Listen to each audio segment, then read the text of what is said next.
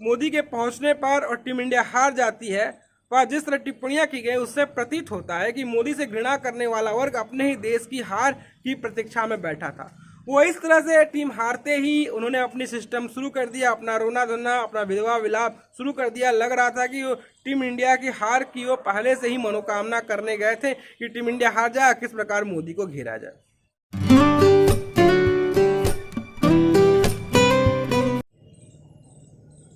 नमस्कार, जय सिया राम, वंदे मातरम, हर हर महादेव। एक बार फिर आप सभी दोस्तों का जनमानस समाचार के आज के हमारे इस एपिसोड में आपका स्वागत है। आज जो हम चर्चा करने वाले हैं, आज हम बात करने वाला हमारा मुद्दा, हमारा टॉपिक है कि इन दिनों हम बात करें तो पूरे देश में चुनावी माहौल है, चुनावी सरगर्मियां तेज हैं, कई राज्यों में चुनाव चल रहे हैं। इसी चुनावी क्रम में हम बात करें, एक तरफ राजस्थान में भी चुनाव है, एमपी में भी चुनाव है, हम बात करें तेलंगाना में भी चुनाव है और छत्तीसगढ़ में भी चुनाव है। तमाम जगहों पर चुनावी सरगर्मियां इस समय बखूबी हैं और चुनावी चर्चाएं भी हो रही हैं। जहां एक तरफ हम बात करें, गुजरे दिनों भारत का विश्व कप में हार हुआ अहमदाबाद के नरेंद्र मोदी स्टेडियम में, वहीं कुछ लोगों ने ये बातें करना शुरू कर दिया कि पीएम नरेंद्र मोदी लड़कों से मिलने गए और टीम इंडिया हार गई। और कुछ लोग कह रहे हैं कि प्रधानमंत्री नरेंद्र मोदी स्टेडियम में मैच हुआ इसलिए टीम इंडिया हार गई है। कुछ लोगों का कहना है कि एनडीए के शासनकाल में टीम इंडिया विश्व कप नहीं जीतती है, ये पनौती है। वो 2003 विश्व कप का उदाहरण दे रहे हैं, जब उस दौरान प्रधानमंत्री वाजपेयी जी प्रधानमंत्री हुआ करते थे। वो नरेंद्र मोदी की भी बात कर रहे हैं, तो वो कह रहे हैं कि पीएम मोदी पनौती हैं। तो पीएम मोदी को पनौती कहने वालों में कांग्रेस के युवराज राहुल गांधी जी भी हैं। राहुल गांधी ने एक चुनावी जनसभा में राजस्थान में कहा था कि बेचारे लड़के हार गए क्योंकि वहां पर पनौती चले गए थे। अब ये पीएम मोदी कितने पनौती हैं? अब पीएम मोदी और खेल के संबंध की जो लकीर है उसके बारे में हम चर्चा करें, उसके बारे में बातें करें कि आखिर खेल और नरेंद्र मोदी ने खेल के लिए पीएम मोदी ने के कार्यकाल में कितना हुआ है और खेल से पीएम मोदी के शासनकाल में क्या उपलब्धियां हुई हैं खेल के विकास को लेकर। देखिए, जीत हार तो सिक्के के दो पहलू हैं, कभी जीतती है कभी हारती है, मगर खेल का कितना विकास हुआ है उन पहलुओं पर बात करेंगे। यहाँ तक कि टीम इंडिया के हार के बाद प्रधानमंत्री नरेंद्र मोदी का भारतीय क्रिकेट टीम के ड्रेसिंग रूम में जाना और जो जितने भी लड़के हैं उनको सांत्वना देना, खिलाड़ियों को गले लगाना, इस तरह की बातें जब सोशल मीडिया पर हुई, सोशल मीडिया पर पिक्चरें आई, तो बहुत लोगों ने सराहना किया कि कम से कम ये गट्स तो पीएम मोदी में था कि वो लोगों से गए, वो निराश चेहरों से मिले, उन्हें सांत्वना दी। बहुतों ने इन्हें प्रेज किया। और लेकिन जो विपक्षी पार्टियां हैं, जो पार्टियां पॉलिटिकल पार्टियों से संबंधित हैं, उन्होंने पीएम मोदी की आलोचना भी शुरू कर दी है। तो हम बात करते हैं, यहाँ पर हमारा चर्चा का मुख्य जो बिंदु है वो है, यदि पीएम मोदी साहब पनौती हैं तो भारत को पनौती प्रधानमंत्री ही चाहिए। अगर पीएम मोदी पनौती हैं तो आप सिर्फ क्रिकेट को लेकर बात ना करें। हम जानते हैं कि क्रिकेट जो है हिंदुस्तान में एक धर्म की तरह है। गली से लेकर कूचे तक, सड़क से लेकर संसद तक, हर कोई क्रिकेट के बारे में जानता है, हर कोई क्रिकेट के बारे में एक्सपर्ट बना फिरता रहता है। लेकिन इन 2014 के बाद हम देश के तमाम खेलों की बात करें, चाहे वो एशियन गेम रहा हो, चाहे वो कॉमनवेल्थ गेम रहा हो, चाहे ओलंपिक रहा हो, उसमें खेल में कितना परिवर्तन हुआ है। तो सबसे पहले मेरा पहला बिंदु है, क्या आपको पता है कि आज भारत का खेल बजट कितना है? मेरा दूसरा टॉपिक है, क्या आपको पता है टॉप्स? टॉप्स का मतलब होता है यानी टारगेट ओलंपिक पोडियम स्कीम के बारे में आप जानते हैं? और मेरा तीसरा है टॉपिक का चर्चा यहाँ पे, क्या आपको खेलो इंडिया के तहत देश भर में तैयार हो रहे टैलेंट पूल के बारे में जानते हैं? ये तीन पहलू हैं, जो तीन पहलू को हमने यहाँ पर रखा है, तीन टॉपिक को रखा है और उसके बारे में हम विस्तार पूर्वक चर्चा करेंगे। ये जो इन सवालों का जवाब जो हम सभी को जानना जरूरी है, इन तीन बातों को हमने रखा है। पहला, इससे आपको पता चलता है कि कैसे मोदी सरकार ने इस देश में खेल के एक इकोसिस्टम को तैयार किया है। जो देश मान्यता था कि पढ़ोगे लिखोगे तो बनोगे नवाब, खेलोगे कूदोगे तो होगे खराब वाली जो मानसिकता है, उस मानसिकता को कैसे तोड़ा गया है। जिससे देश की सरकारें मानती थी कि खेल ही है उसी के लिए कैसा सिस्टम है। खेल को बस एक खाना पूर्ति के तौर पर लिया जाता था। उन 4 लड़कों को चुन लिया जाता था, उन्हें ओलंपिक में भेजा जाता था, चाहे वो ओलंपिक मेडल जीते ना जीते, लेकिन खाना पूर्ति किया जाता था। लेकिन उन खाना पूर्तियों को कैसे निपटाया गया है, कैसे खेल के तमाम हिस्से में भारतीय टीम जो है अब वो मेडल लाना शुरू कर दी, चाहे वो खेल का कोई भी हिस्सा रहा हो। दूसरा, जिस देश में गली गली में टैलेंट दम तोड़ देते हैं, उस देश के गली गली में निकले टैलेंट अब विश्व स्तरीय प्रशिक्षण पाकर अंतर्राष्ट्रीय मंचों पर देश को गौरवान्वित होने का क्षण भी दे रहे हैं। इसी साल भारत ने एशियाई खेलों में अपना सर्वश्रेष्ठ प्रदर्शन किया है। खेलो इंडिया अभियान से निकले करीब 125 भारतीय खिलाड़ियों ने एशियाई खेलों का हिस्सा रहे। इनमें से वे 36 मेडल लेकर आए हैं भारत में और 36 मेडल उन्होंने जीता है। इन सवालों के जवाब जानने का तीसरा कारण तात्कालीन है, क्योंकि 2014 से 2019 के जनादेश से घृणा करने वाला वर्ग क्रिकेट विश्व कप के फाइनल की हार के बाद आपके प्रधानमंत्री को पनौती बताकर आपको और आपके वोट को अपमानित करने का काम कर रहा है। कह रहा पनौती आया और हिंदुस्तान भारतीय टीम क्रिकेट वर्ल्ड कप के फाइनल में हार गई। किसी देश में खेल का इकोसिस्टम कितना बेहतर है, इसका पता ओलंपिक में उस देश की तरफ से क्वालिफाई करने वाले खिलाड़ियों की संख्या से पता चलता है। 2012 में लंदन में हुए ओलंपिक के लिए भारत के 83 एथलीट ने क्वालिफाई किया था, लेकिन मोदी सरकार के रहते हुए 2 ओलंपिक, रियो डी जेनेरियो 2016 और टोक्यो 2020 ओलंपिक के लिए क्रमशः 117 से 126 खिलाड़ियों ने क्वालिफाई किया है। अब मोदी सरकार ने खेल का ढांचा बनाने के लिए उठाए गए कदमों पर गौर कीजिए, उस पर ध्यान दीजिए। तो 9 साल पहले वे मुकाबले खेल बजट आज 3 गुना ज़्यादा हो चुका है।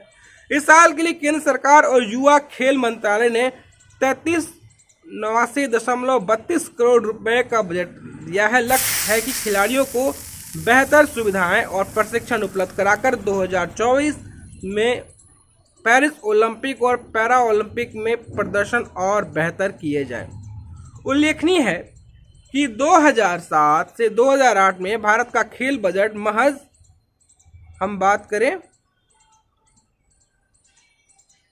708 करोड़ रुपए हुआ करता था। हालांकि 2009 से 2010 में यह बजट 3,670 करोड़ रुपए हो गया था। पर इसका कारण खेल का इकोसिस्टम विकसित करना न होकर 2010 में दिल्ली राष्ट्रमंडल खेलों की तैयारियां था। इसके बाद से खेल बजट में फिर से कमी आने लगी, लेकिन मोदी सरकार ने इस क्षेत्र के बजट में लगातार उल्लेखनीय वृद्धि कर रही है। इन पैसों के खर्च के लिए बाकायदा उन्होंने एक रोड मैप भी तैयार किया था। खेलो इंडिया टॉप्स जैसी योजना तैयार की गई है। इसके तहत स्कूलों में, विश्वविद्यालयों में, कॉलेज के स्तर पर प्रतिभाशाली खिलाड़ियों की पहचान की जा रही है। फिर उनके प्रशिक्षण, उनका डाइट और अन्य चीज़ों पर सरकार खर्च कर रही है। खेलो इंडिया के तहत टैलेंट पूल तैयार करने का काम किया जा रहा है। इस समय देश भर में करीब 3,000 खिलाड़ियों को इस योजना के तहत उन्हें ट्रेनिंग दी जा रही है।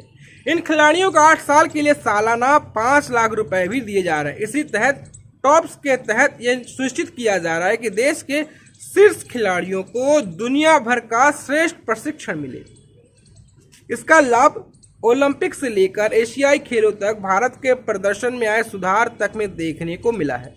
यह सब उस देश में हो रहा है जहाँ खेल का क्षेत्र हमेशा से सरकारी उपेक्षा और लाल फीताशाही का शिकार रहा है। इसके कारण कभी कभार किसी अभिनव बिंद्रा ने स्वर्णिम प्रदर्शन किया तो वह देश के खेल ढांचे की सफलता से अधिक उनकी व्यक्तिगत अर्जित सफलताओं में शामिल था।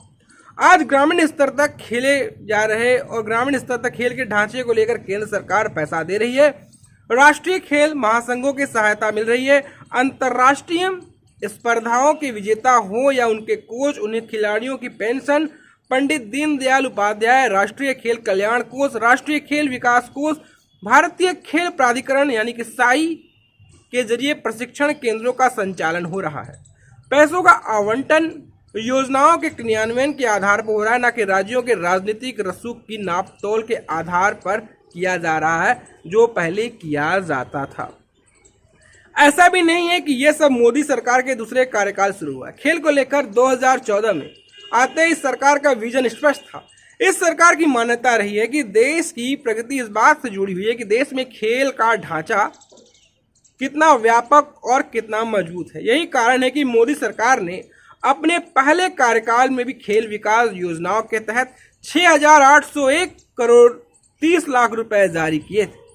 प्रधानमंत्री नरेंद्र मोदी ने इसी साल गोवा में 37वें राष्ट्रीय खेलों को संबोधित करते हुए कहा भी था, किसी भी देश के खेल क्षेत्र की प्रगति का सीधा नाता उस देश की अर्थव्यवस्था की प्रगति से भी जुड़ा होता है। नकारात्मकता और निराशा भले ही मैदान में हो क्यों ना हो, उनका असर जीवन के हर क्षेत्र में दिखता है।